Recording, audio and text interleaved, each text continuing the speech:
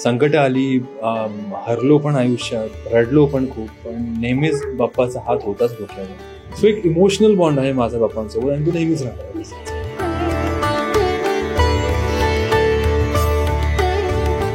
बाप्पांचा पाठिंबा होता, आशीर्वाद होता, म्हणून आज इथपर्यंत पोहोचलोय मी आणि पुढे सुद्धा बाप्पाच घेऊन जाईल. कोकणातला गणपती म्हणजे एकदम धमाल, ती शहरामध्ये नाही अनुभवता येत.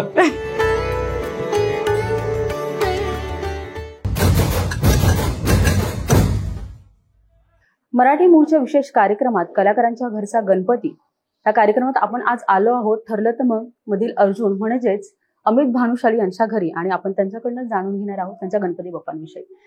नमस्कार अर्जुन, तुझं स्वागत आहे मराठी मूडमध्ये. काय सांगशील गणपती बाप्पांबद्दल? गणपती बाप्पाबद्दल जेवढं सांगू तेवढं कमीच आहे, कारण त्यांनी लहानपणापासून आतापर्यंत खूप साथ दिली आहे. बाप्पांचा पाठिंबा होता, आशीर्वाद होता, म्हणून आज इथपर्यंत पोहोचलोय मी आणि पुढे सुद्धा बाप्पाच घेऊन जाईल. नक्कीच. मूर्तीबद्दल काय सांगशील? कसं ठरवतो, म्हणजे मूर्ती कशी आणायची? सगळे एकत्र मिळवून ठरवता की तू फक्त? नाही, मी एकटा काहीच नाही. आमच्या घरात स्त्री शक्ती आहे. सो गणपतीची मूर्ती आम्ही ऍक्च्युली सगळे ठरवून एकत्र जातो आणि मूर्ती डिसाईड करतो. मग दिवसा वेळ मिळत नाही म्हणून मग रात्रीच्या वेळेला ह्याचं शूट झालं की मूर्तीच्या वेळेला आम्ही ऍक्च्युली सगळे रात्री माझ्यामध्ये 9:30-10 नंतर आम्ही गेलो होतो की जेणेकरून सगळे एकत्र येऊन डिसाईड करू की प्रत्येकाला हीच मूर्ती हवी आहे की कसं वेगळं हवं आहे. आणि रिधांचं पण मत होतं यावेळेला की त्याला बाल गणेश मूर्ती हवी आहे की काहीतरी वेगळं हवं आहे, पण सगळ्यांच्या मर्जीनेच घेतली गेली. सजावटीबद्दल काय सांगाल? अमितला तर वेळ मिळत नसेल शूटिंगमुळे, तर मग कसं ह्या वर्षी कसं ठरवलं म्हणजे सगळं करायचं? सजावटीचं म्हणजे एक सगळ्यांचं कॉमन होतं की आम्हाला फुलांचीच सजावट करायची होती.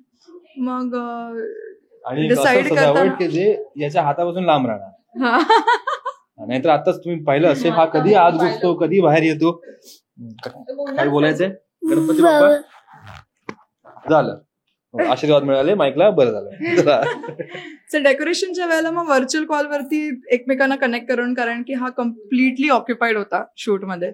मग त्यावेळेला मी आणि आई बाहेर जाऊन मग सगळं डिसाईड करताना त्याला एन्श्युअर केलं की तो व्हिडिओ कॉलवरती एकदा येतोय, सगळं बघतोय, इव्हन रिदान सुद्धा बघतोय, डिसाईड करतोय कुठल्या रंगांची फुलं हवी, आपल्या गणपती बाप्पांचं ते धोतर नेसलेलं आहे ते कुठल्या रंगाचं आहे, मग कुठल्या रंगाचं, त्याप्रमाणे डेकोरेशनचा रंग काय हवे. मग सगळ्या गोष्टी आम्ही एक जवळजवळ डेकोरेशनचं फायनल करता करता आम्हाला 15-20 दिवस गेले असतील. बाबांनी किती दिवस लागतात म्हणजे एकंदर डेकोरेशन करायला? डिसाईड करायला 15-20 दिवस गेले आणि बाकी सगळं करायला 1-1.5-2 दिवसामध्ये होऊन जातं. ओके, तुम्ही दुसरं वर्ष आहे इथे गणपती बाप्पांचं, हो, तर आधीच्या काही आठवणी तू शेअर करू शकतोस? 30 वर्ष झाली मला गणपती येत आहेत आणि आमचं भानुशालींचं असं आहे की गणपती आमचे लाडू आहेत जे 30 वर्षापासून माझी आई बनवतीये. आधी खूप मोठ्या प्रमाणात बनायचे, कारण खूप जण यायची. जेव्हा डोंबिवलीमध्ये राहायचो, जन्मस्थान माझा तोच आहे डोंबिवली, तो नातेवाईक मित्र तिथेच आहेत. सो आधी जेव्हा डोंबिवलीमध्ये असायचं तेव्हा खूप गर्दी असायची. सो एवढा मोठा डबा असायचा लाडूंनी भरलेला, आता त्याला छोटा झालाय. हा गणपती डोंबिवलीला गणपती पण बऱ्यापैकी उत्साहात साजरे होतात. इथे मेन म्हणजे काय, चुरम्याचे लाडू हे आमच्याकडे एकदम स्पेशल, म्हणजे मोदकांबरोबर चुरम्याचे लाडू स्पेशल, आईंच्या हातचे स्पेशल. अरे वा, तू कधी बनवलंस गणपती बाप्पांना प्रसाद? मी खायचं काम करतो, उगाच बाप्पा रागवतील, लाडूच मारतील मला, त्यापेक्षा I is the proper person. आईचं प्रेम असतो, माया असते आणि ते बाप्पांना खरंच खूप आवडतं नेहमीच. बाप्पांचा काय विशेष प्रसाद काय आहे बाप्पांसाठी? बाप्पांसाठी पहिल्या दिवशी आमच्याकडे सकाळी जेव्हा आरती वगैरे होते तेव्हा 21 लाडवांचा सर्वात पहिला आम्ही प्रसाद धरवतो त्याच्यामध्ये. आणि नंतर केळीच्या पानावरती पूर्ण सागरा संगीत जेवण असतं. अगदी मीठ, कोशिंबीर, चटणी, छोटे बटाटे वडे असतात, एक सुकी भाजी असते, एक ओली भाजी असते, पुरी असते, त्याच्यानंतर मोदकाचा पण प्रसाद असतो त्याच्यामध्ये आणि पापड लोणचं असतं. मस्त. तुमचं आवडीचं काय? मी तुझ्या आवडीचं काय? मध्ये मोदक, उकडलेले मोदक आणि लाडू तुडून पडतो मी त्याच्यावरती. जेवण नकोच 2 दिवस, मला हे 2च गोष्टी द्या फक्त, झाली. मस्तच. मला आताच कळलं तुम्ही रत्नागिरीचे आहात, तर काय रत्नागिरीच्या काही आठवणी किंवा तू कधी गेलेलास का रत्नागिरीला? मला जाण्याची खूप इच्छा आहे, पण शूटिंग चालू असतं माझं आणि मग जायला मिळत नाही मला. सो पण ही लहानपणापासून जात असते, सो हिला बरंच माहित असतं. सर रत्नागिरीत वर्षातनं एकदा वगैरे त्याचं येणं असतं, पण गणपतीच्या वेळेला खूप कठीण होतं. आणि आता आमच्याकडे सुद्धा तिकडे गणपती आता बसत नाही, पण आधी होतं सगळ्यांना की आजी आजोबा सगळे राहायचं तिकडे. आणि कोकणातलं गणपती म्हणजे एकदम धमाल मस्ती. आणि मला वाटतं ही जी लहान मुलं आहेत रिधान वगैरे, पण मला असं वाटतं कधी कधी त्याला गावी घेऊन जायचं, त्या आरत्या भजन असंच शिकून जाईल तो. बसला ऐकून कानी एवढं पडतं, कारण की सकाळ संध्याकाळ अख्खं गाव एकत्र येतं, सगळे मिळून भजन कीर्तन करतात, मस्तपैकी आरत्या होतात आणि महाआरती असते. एक तर 1.5 दिवसाचा गणपती, त्यामुळे एक वेळेला तरी महाआरती असायची तिकडे. आणि इतकं सुंदर प्रसन्न वातावरण. आणि तसे गणपती बाप्पा घरी असले म्हटल्यावरती वातावरण प्रसन्न तसंही असतंच, पण खूप धमाल असते. ती शहरामध्ये नाही अनुभवता येत. कोकणात तर धावतच असतात गणपती बाप्पा आले म्हणजे कोकण. ते आहे. आणि अगदी तिकडे जेवण सुद्धा आता आपण बिकॉज आता फ्लॅट सिस्टम्स वगैरे आहेत म्हणून आपण टेबलवरती वगैरे मांडतो, बुफे सिस्टम ठेवतो.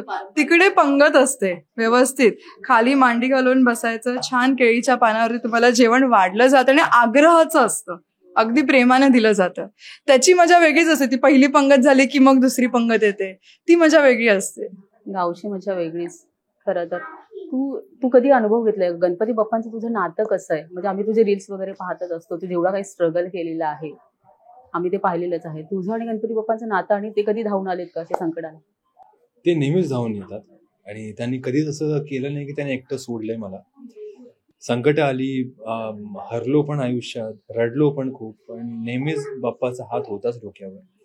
कधी डोक्यावर असायचा, कधी सोबत असायचा, कधी चुकलो तर ते थपाट सुद्धा मारायचे. देव जेव्हा आपल्याला एक टपली मारतो, असं म्हणून मारतो तो एक टपली मारतो, ते त्यासाठीच असतं की आता खूप झालं, आता तुला पुढे जायचंय. जेव्हा मला अजूनही आठवतं, आम्ही डोंबिवलीमध्ये असताना 5 वर्षाचं नवस होतं बाबांचं. ते 5 वर्ष संपली आणि तर तू शेवटचा दिवस जेव्हा आला की बाप्पा आता जाणार आहे, आता पुढच्या वर्षी नाही येणार, तेव्हा खूप रडलो होतो. तेव्हा बाबा म्हणाले की ओके, आपण दरवर्षी आणूया बाप्पांना, आता बाप्पांना जाऊ दे, आता विदाई दे बाप्पांना. सो एक इमोशनल बॉन्ड आहे माझा बाप्पांसोबत आणि तो नेहमीच राहणार आहे. आताही कसं, म्हणजे विसर्जनाच्या वेळेस काय भावना असतात तुझ्या? ऍक्च्युली पाणी येतात डोळ्यात, तिच्या पण माझ्या पण सगळ्यांच्याच, की बाप्पा येतो आणि 1.5 दिवसात जातो. हा बाप्पा आलाय आमचा छोटा. हो, काय करतोय रिधान, तू काय करतोय? ढू काही. तो म्हणतोय बाप्पांबरोबर मी सुद्धा तुमची रक्षा करतो. हा आमचा फायटर आहे. करतोय की काय करतोय माहिती नाही. सो असंच असतं बाप्पाचं आणि माझं नातं. इमोशनल आहे आणि बॉन्ड आहे. विसर्जनच्या वेळेस खूप रडायला येतं, कारण बाप्पा माझ्या हातात असतो. एकतर जेव्हा जातो मी विसर्जन करायला, तेव्हा असं माझं फिलिंग आहे की बाप्पाला जेव्हा हातात घेतो विसर्जनसाठी, तेव्हा बाप्पाचा जो मस्तक असतो तो येथे असतो हृदयाजवळ, आणि तेव्हा खूप गोष्टी एकमेकांशी बोलत असतात. ते बाप्पाचं नाव असतं तोंडावरती, गणपती बाप्पा मोरया, पुढच्या वर्षी लवकर या, आणि पण मन काहीतरी वेगळंच चालू असतं. म्हणजे सगळ्या गोष्टी बाप्पांपर्यंत पोहोचतात आणि बाप्पांचं निवारणही करतात. आपण पुढच्या वर्षी लवकर या बोलतो आणि तेच आपण वर्षभर वाटच पाहत असतो गणपती बाप्पांची. मराठी मूळच्या प्रेक्षकांना काय सांगशील तू? तुम्हाला सर्वांचा खूप खूप खूप खूप आभार. आज हा अमित भानुशाली, अर्जुन सुभेदार तुम्हाला इतका आवडला, तुम्ही इतकं प्रेम दिलंय, म्हणूनच आज कदाचित मी इथपर्यंत पोहोचू शकलोय. तुमचे आशीर्वाद, तुमचं प्रेम, तुमची माया अशीच माझ्या आणि माझ्या परिवारासोबत राहू द्या. आणि गणेशोत्सवाच्या तुम्हाला सगळ्यांना खूप खूप खूप शुभेच्छा.